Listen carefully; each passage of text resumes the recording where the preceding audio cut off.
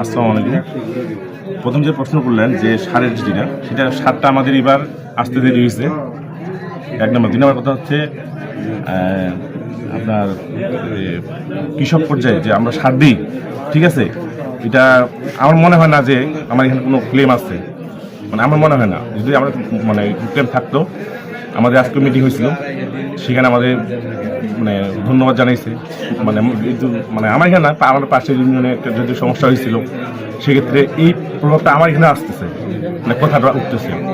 আর দ্বিতীয়ত হচ্ছে আমাদের যে সার যে পাচ্ছে না, সার তো আপনার আসলো কালকে, এবং কালকে আসছে, সকালে উঠে আমি গিয়েছি, পারমিশন নিচ্ছি, এখন আমি সার বিতরণ করবো এবং পর্যাপ্ত পরিমাণ সার পাইছে। কেউ বলতে পারবে না যে সার পায়নি। এটা হয়তোবা অনেক থাকে, কিছু কিছু থাকে যারা বলছে, তাদের দেখেন যে তারা আবাদ করে না, কিন্তু যারা এখানে আসছে আপনি হয়তো বললে জিজ্ঞাসা মানে জানতে পারবেন যে আমার এখানে পর্যাপ্ত সারের পরিমাণ আছে। আপনি সেটা দেখছেন, গুড়ান সব আমি দেখাইলাম আপনাকে।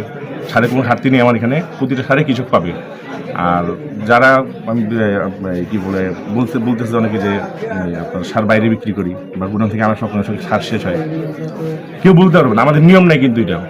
আমাদের কিন্তু এখানে আপনার কৃষি অফিসার আসে, তারপর এসও আছে, এনার ভাইরা আছে, আপনার এরা কিন্তু আসে, কিন্তু প্রতিনিয়ত চেক করে।